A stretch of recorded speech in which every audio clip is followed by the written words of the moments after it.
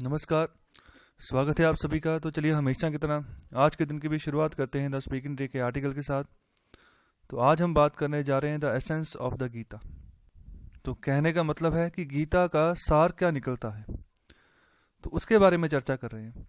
तो भगवत गीता एड्रेस कर रही है ह्यूमन नीड्स के बारे में अलग अलग लेवल पर, from practical self realization to self actualisation.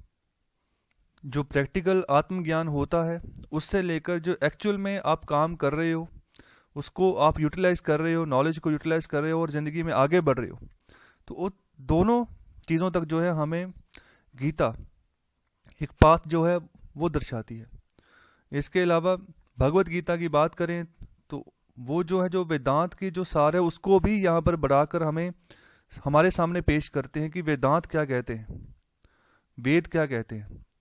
इसके अलावा और भी जो यहाँ पर एक्शन, जो कर्म योग या फिर एक्शन इन कर्म योग, नॉलेज इन जनन योग एंड डिवोशन इन भक्ति योग, इन तीनों को भी इकट्ठे करके इनका भी सार बताती है कि इनका क्या महत्व है ज़िंदगी में। कर्म योग, जनन योग और भक्ति योग।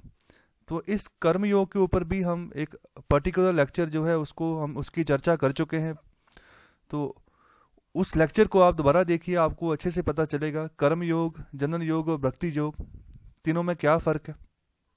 इसके अलावा आखिर में बात कर रहे हैं these were set fourth separately in earlier scriptures. मतलब ये सब चीज़ें पहले जो स्क्रिप्चर्स लिखी गई तो उसमें पहले से ही यहाँ पर सेपरेटली लिखी हुई थी। आगे यहाँ पर बात कर रहे हैं कि जो नॉलेज है, भक्ति है, जो आप कर्म कर रहे हो, एक्शन, ये जो है हिस्सा है उस धर्म का। और आगे बात कर रहे हैं कि जो कंसंट्रेशन आप करते हो और जो फोकस करते हो आप किसी चीज़ के ऊपर, ये दोनों चीज़ें जो है ना, दो स्पेशल करेक्टरिस्टिक्स हैं भगवत गीता के। एक होता है कंसंट्रेट करना, पढ़ना, दूसरा होता है फोकस करना। तो अगर आप कोई भी काम शुरू करने जा रहे हो, कोई भी प्रोजेक्ट शुरू करने जा रहे हो, तो हमें उस प्रोजेक्ट के बारे में नॉलेज होनी चाहिए और टेक्निकल कॉम्पिटेंस, मतलब कि उसको करने का योग्यता जो है ना वो होनी चाहिए कि हाँ आप इसके योग्य हैं कि आप उस काम को कर लेंगे। तो उसके बारे में आपको पहले से पता होना चाहिए। एक तो ज्ञान होना चाहिए उसके बारे में, एक जो है टेक्निकल योग्यता होनी चाहिए उस फील्ड में जहाँ पर आप जो है आगे बढ़ना चाहते हैं उस प्रोजेक्ट के रिगार्डिंग। इसके अलावा बात कर रहे हैं कि सिर्फ और सिर्फ नॉलेज होना और योग्यता होना ये भी जो है काफ़ी नहीं है। आपको फेथ भी होना चाहिए और आपको पूरा का पूरा अपने आप को डिवोट करना होगा जिस कारण के लिए आप काम करने जा रहे हो।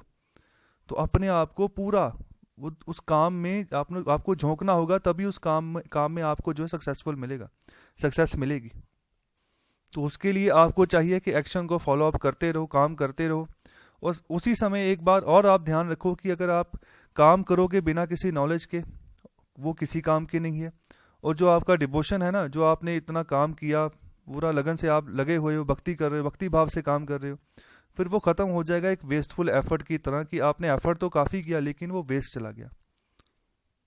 और आगे बात कर रहे हैं कि अलग अलग चैप्टर्स में, गीता के अलग अलग चैप्टर्स में यहाँ पर ज़िंदगी को कैसे मैनेज करना है उसके अलग अलग एस्पेक्ट्स जो यहाँ पर डिस्क्राइब किया गया है।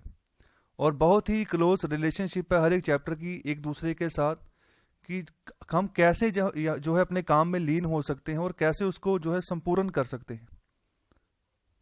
और अगर आप किसी भी काम में एंगेज हो चुके हो, कोई भी आपने काम उठाया, चाहे आप मास्टर्स करना चाह रहे हैं, चाहे आप पीएचडी करना चाह रहे हैं, किसी टॉपिक के ऊपर रिसर्च करना चाह रहे हैं, चाहे आप कोई एग्ज़ाम क्रैक करना चाह रहे हैं, चाहे आप कोई रिसर्च पेपर पब्लिश करना चाह रहे हैं, कुछ भी काम करना चाह रहे हैं, एजुकेशन फील्ड में हो चाहे किसी और फील्ड में हो, तो उस समय आपका जो फोकस है ना, वो जो की ऑब्जेक्टिव्स होंगे उस काम को करने के लिए उन्हीं के ऊपर होना चाहिए, तभी उस काम को अच्छे से आप कर पाओगे। तो यही श्री कृष्ण जी के अकॉर्डिंग जो है बिल्कुल सही एटीट्यूड होगा काम के प्रति, अगर आपने उस काम को जो है फिनिशिंग की ओर लेकर जाना है, मतलब उस काम को ख़त्म भी करना है। ऐसा ना हो आपने एफर्ट करते रहे वो फिर वो एफर्ट वेस्ट होकर चला जाए।